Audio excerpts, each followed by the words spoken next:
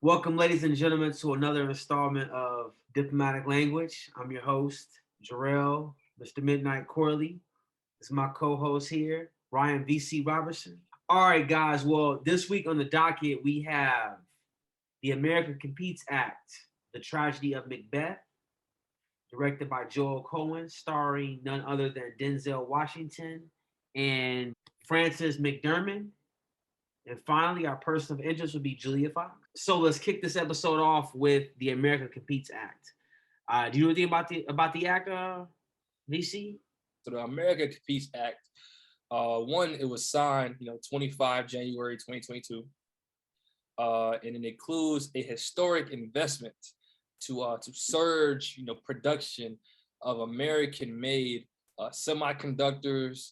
In this, it's also going to, tackle supply chains, and it's going to, it's going to bring jobs, to America pretty much. It's supposed to like put a bunch of rules, regulations on outsourcing Okay. like products and stuff like that. So it's supposed to help, the economy. Okay. So the bill was basically passed in the House. They're waiting for it to pass the Senate. I believe the first time this act was signed was back in 2002 under George Bush. Yes. And they create a new one every so many years to give America a competitive edge on the global stage when it comes to production and technological advancement and in the field of in the STEM field, science, technology, engineering, and I believe mathematics is what the M stands for. Yeah.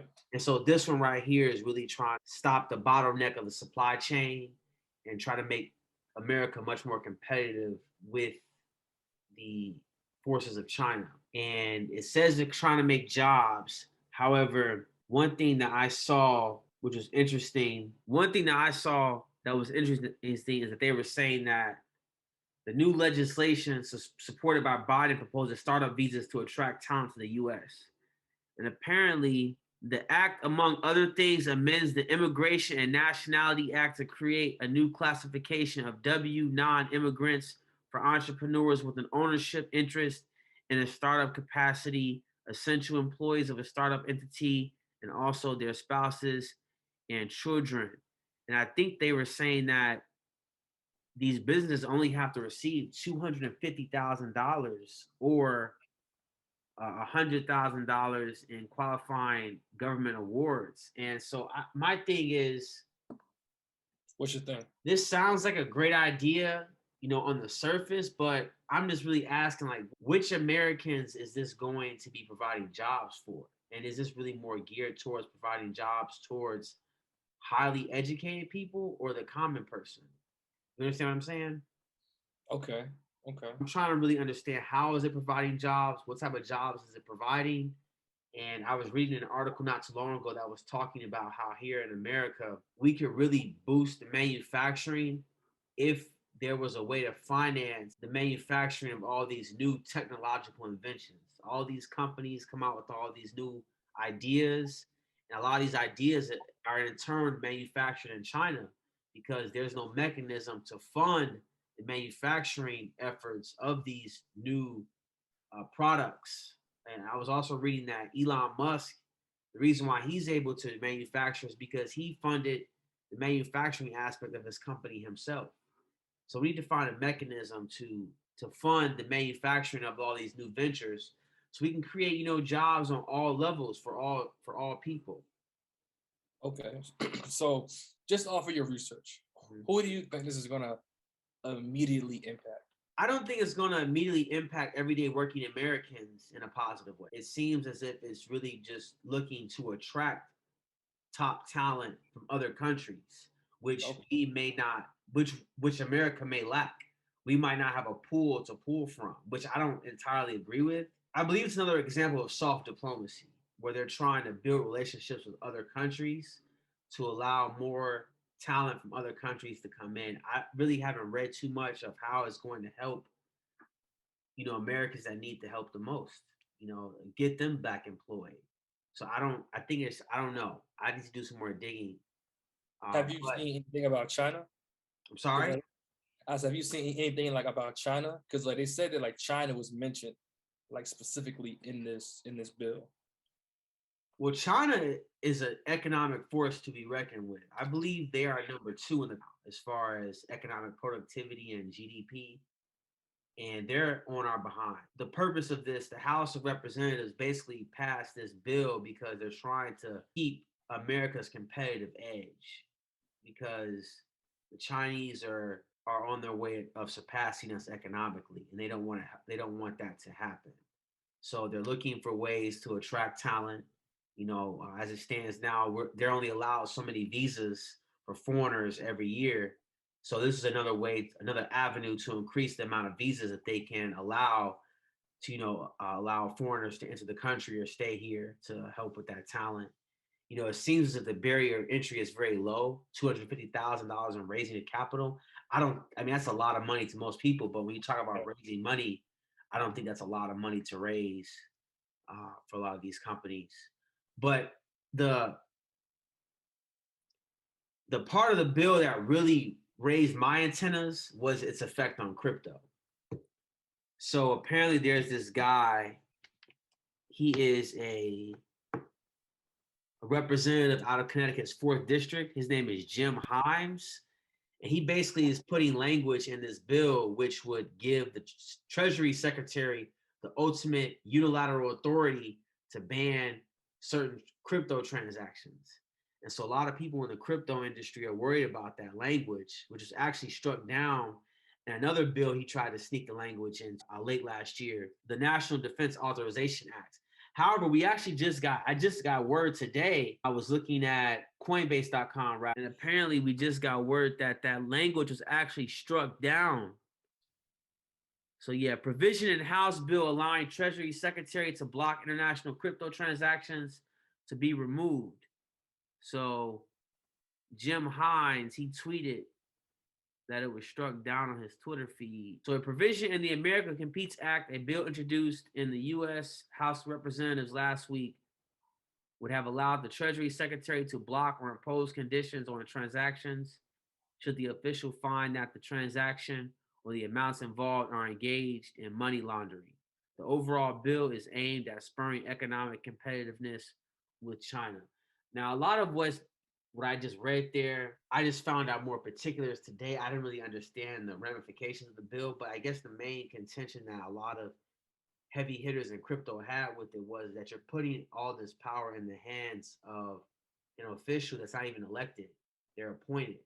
So that was an issue that a lot of people had with that. But luckily that language is not going to be in the bill moving forward. That's a great thing for, all those that are invested in cryptocurrency. And moving forward, I think that'll be a great thing for the industry. Wait, what do you mean it's not going to be in there moving forward?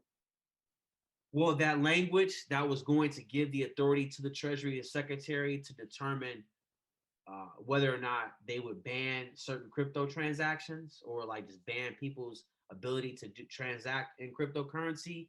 Yeah. That language is no longer in there. So they're stripping that language from the bill.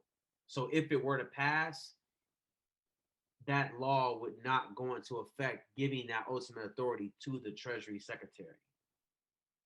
So they're taking it out. It was one person. So it was inside the bill at one point, but then it got stripped. Basically, so the bill has not passed yet.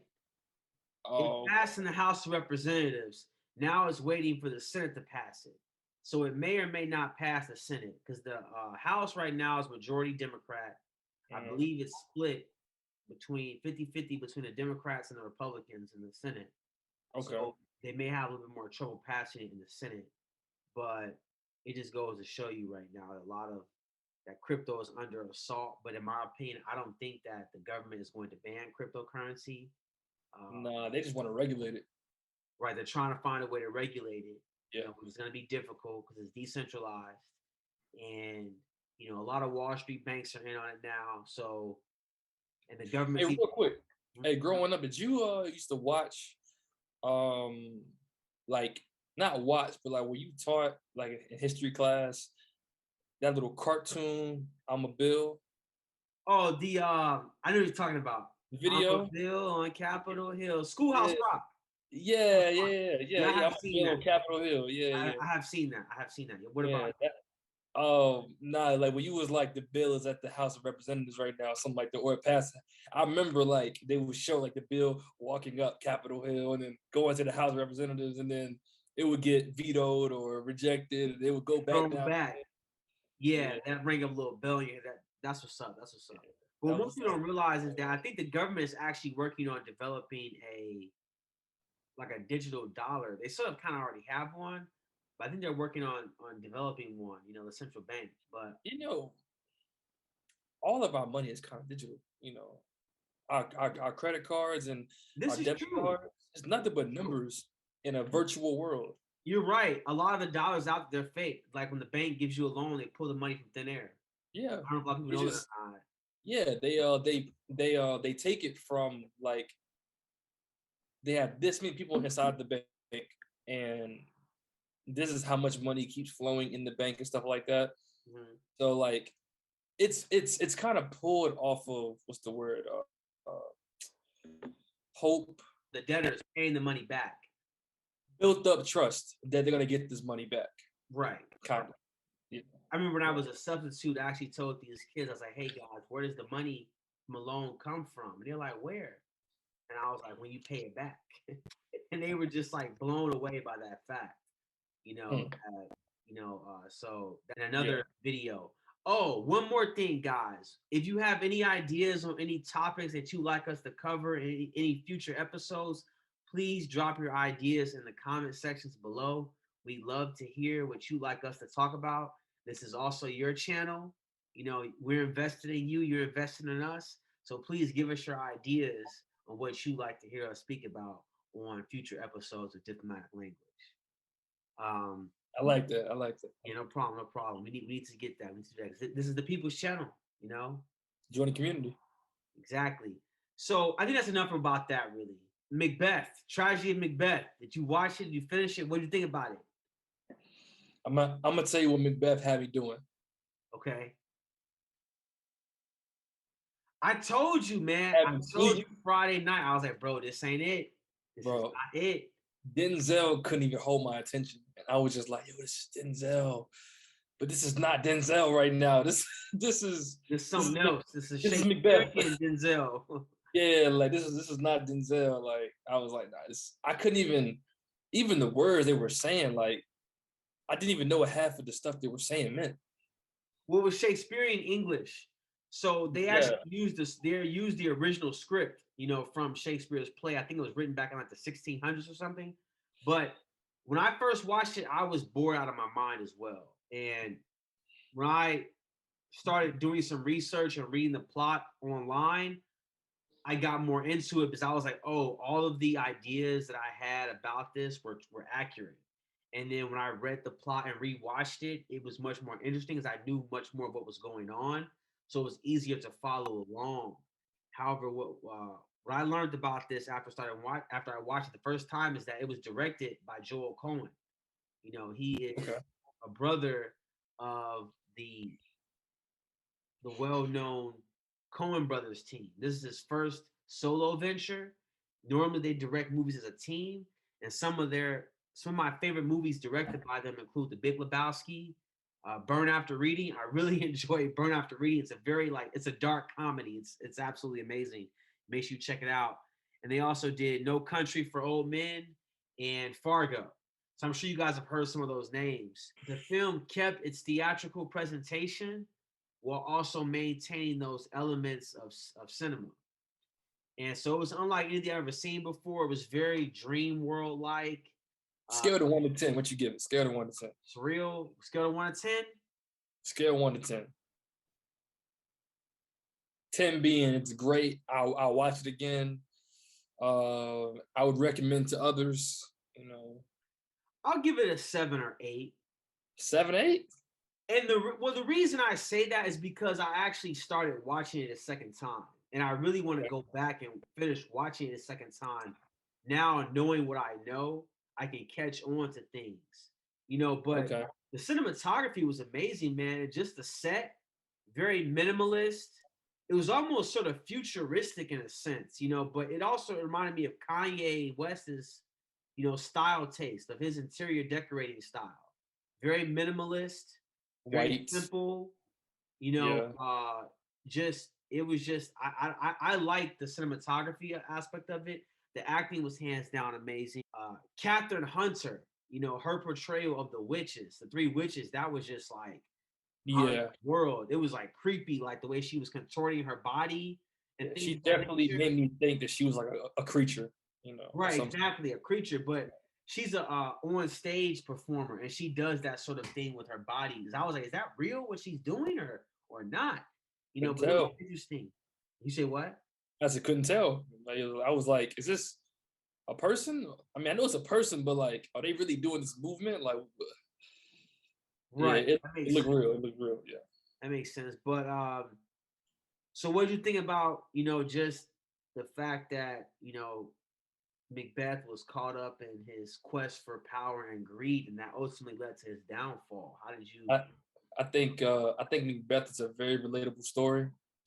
Because as I think as humans, and then specifically as men, I feel like we see a target and we go for it and we get it, and after we get it, we see another target and we go get it, and Okay. it's like a never-ending pursuit of the next thing, you Okay. know. And What's your sometimes next target? What you have your eyes on? Hollywood, Oh, really? Hollywood. I'm trying to make it to LA. Trying to make to LA. Okay. LA. All right now. I mean, you see this face, right? Come on, man. What you think? Come on, man. I mean, it's a lot you gotta do to make it big in LA now. Are you willing to sacrifice? That's what I got you for. Hey, look. The words of a great man. And sometimes I like being used. Hey, look, Jarrell. Hey, Jarrell, go to the Harvey's. I'm not gonna say Hey, just remember, man. Just remember, that. it's a dangerous game. It's a Hollywood. dangerous, It's a dangerous Hollywood. game. It's a dangerous game. But pretty much, no. It's a very relatable story though. Like I feel like a lot of great men have gone down like Macbeth. Chasing what they think is success, and just not being content with their already captured level of success. They want to just keep going. They want it all. Niggas want it all. Most definitely. And sometimes, people they're willing to go really far and get what they want by any means necessary. Yeah. And that's when you have to really put yourself in check and put everything in perspective and say, wait a minute, am I really doing this? You know, do you sort of see these similarities between him and Kid and True Oh, Story? story? No, Similarity no, difference? So why do you think no. so? Why do you think so? Because Macbeth was willing to do anything to get to that level of success and that level of power. Kid was willing to do anything to keep it. You don't think they're one and the same? No, I feel like one is a more reactive response to like them being provoked. Kid Okay. wouldn't have did all that stuff. Like he wouldn't have killed the bodyguard or the hitman. He wouldn't have killed the hitman. He wouldn't have gotten into no trouble with the mob or nothing like that if it wasn't for his brother, trying to set him up. Okay. Okay. Macbeth just went rogue, right? Right. For the most part, Yeah. right. Right. Yeah. Right. Okay. That makes sense. That makes sense. That silk's a little itchy, isn't it? Yeah, it was just nothing too crazy. I feel like Silk Sonic right now. You know what Silk Sonic is? Now I'm gonna call you Keith Sweat. Smoking out the window. Wait, who is Silk Sonic? Who is that? That's Bruno Mars and Anderson .Paak. I'ma leave the door open. Now Okay. you've heard that song before. You heard All right. it. Don't quit your day job. Okay. Hmm? Don't quit your day job. Whatever you say, man. Hey, look, hey, look, somebody gotta hate. So word on the street is you're Julia Fox's biggest fan. That's cap. I You didn't know got, about Julia Fox. You started dating Kanye West. You were her fanboy though. nah, I mean she a fine white girl who acts. Okay. Yeah. Fair enough. Fair enough. Yeah, I didn't really know much about her, man. I didn't realize that she starred in Uncut Gems. She was Adam Sandler's mistress. in that movie. As soon as I seen Kanye with her, I was like, that's the girl from Uncut Gems. She was fine. She's fine. Okay. Yeah, I remember. Yeah. Uncut Gems. Yeah. So how do you feel about the, Kanye, dating Julia Fox? How do you feel about that? I don't feel any type of way about it. Honestly, it doesn't really matter. I just think it's interesting out of all the women he could have chosen. It's like I'm not saying she's a no-name actress, but she's not. She wasn't. I don't think she was an A-list celebrity. Definitely not. She's probably C-list at best. You gotta watch. See, Kanye. I think Kanye likes. He likes control. He likes to feel power. He likes to feel. I think Kanye likes to be worshipped, and him and Kim arguably are on the same level. If you talk about fame, notoriety, even money, like Kanye's a billionaire, but I don't think Kim's that far behind. Kim's a billionaire also, but wait, let's think of Julia Fox though. But check, I'm getting there. So I think he likes Julia Fox one because she is an attractive white woman, and we know Kanye likes his women to be fair skinned. Amber Rose, Kim K. It's a list. But I've seen videos of them walking together, interacting.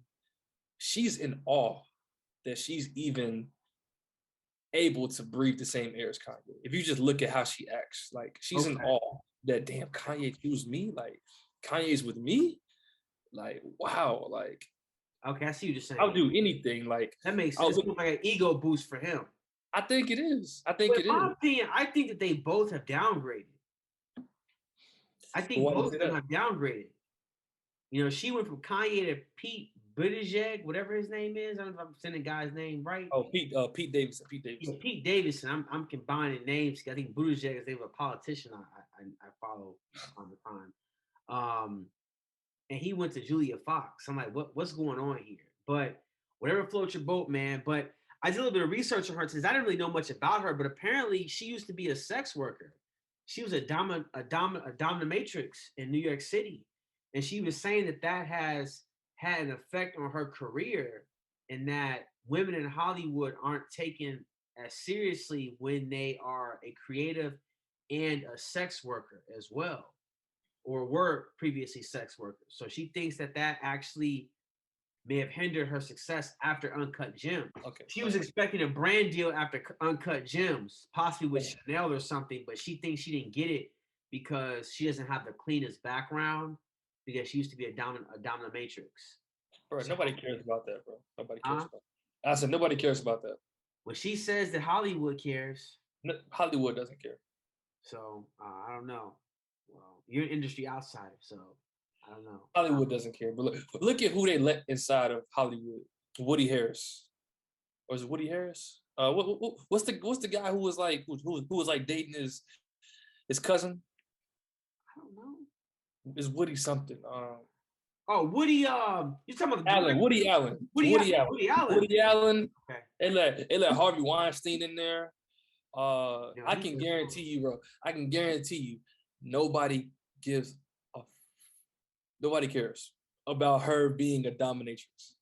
No. Okay. Well, people don't even know that. This is her. This is in her eyes. Okay. So, So apparently she was dating Drake. Apparently. Kanye's not too happy about that. I can believe it. Why do you say that? She looks like somebody Drake will probably go for. But why isn't Kanye happy about that, her past dating experiences with Drake? I mean, Kanye and Drake have a long-lasting tiff, a beef of some sorts that stems back to 2016, 2017. How did that start? Man, it's hard to really dive deep into it. Pretty much, man, to break it down all the way, like, to generalize it, Kanye just sees Drake as like his unwanted successor. Like even back when Drake was coming up, Kanye seen him like, oh, he's gonna blow next. And I just don't think Kanye likes that, somebody who, used to look up to me is now about to surpass me. Or be on the same level as me. or be on the same level as me, you know. And I think he used to, you know, what's the word? Like it's all fun. It's all cool when, you know, the student is always in awe of the master, you know, in awe, you know, gawks at him, laughs at all his jokes, you know, just feeds into the ego. But when the student then is like, nah, I'm just as good as you. I'm better than you, actually. I get better women than you, actually. The house is bigger. I got more slaps than you. People love me more. I look better. And then you step the master's like, whoa, whoa, whoa, whoa, whoa, whoa, whoa. What you got going on now? What you hold up now? And then That makes sense. And then when what the student is saying is true, you start to Feel some type of way. you start to be insecure. I actually heard that. I saw an Instagram post that said Kanye West got his style from Shia LaBeouf. His new style. I seen that shit too. I don't know about that. I seen it. I don't know. Well, I mean, there's footage, there's documentation of it, you know, virtual documentation, you know, and video evidence. So Maybe. it may be true, it may not be true, but everyone sort of bites off everyone. So it's really whatever, Yeah. you know, it's all about, so that I found it to be interesting, quite frankly. But apparently, you know, Drake bought Julia Fox 2 Birkin bags when they first started dating. And I guess apparently Drake has quite the Birkin bag collection, you know. Oh, Drake. Yeah, and he collects the bags because like they are known to gain value over time. They're like an investment. And he's just looking to, I guess, hopefully when he settles down and gets married, he's gonna hand over that collection to his wife someday, apparently. So that was sort of a big deal of a gift to Julia Fox, you know, but apparently she got back with her husband, I'm sorry, or with the man she was with, the father of her child. Okay. I I got don't you. know. I don't know. I forget the guy's name, but the father of her child, she ended up getting back with him. Okay. Situation on hold. Okay, listen, man. Smash, marry, kill. Kim Kardashian, Julia Fox, Megan Fox. What are you doing? All right, say that one more time. One more time. Smash, marry, kill. Julia Fox, Megan Fox, Kim Kardashian. I'm marrying Kim. Why? I want the money. Oh wow. She's filthy. She's filthy. Yeah. And look, that look. Filthy what? Filthy rich? Filthy rich. That look alone will set me up forever. Just the look. That's kind of birdy, huh? But I don't care. You're not a man. A man goes out and gets his own. But anyway, continue. I'm marrying Kim. Marrying Kim. You're gonna kill Megan Fox. Damn. Mm,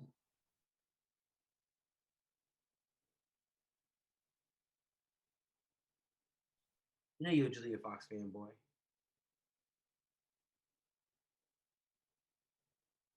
actually, fuck Mary Q. Did you know Megan Fox's husband, he actually had a picture of her on his wall when he was a teenager. And now he's married to her. No, I believe that. I believe that. And the ring apparently that he gave her has teeth in it. So if she pulls it off, it like cuts her.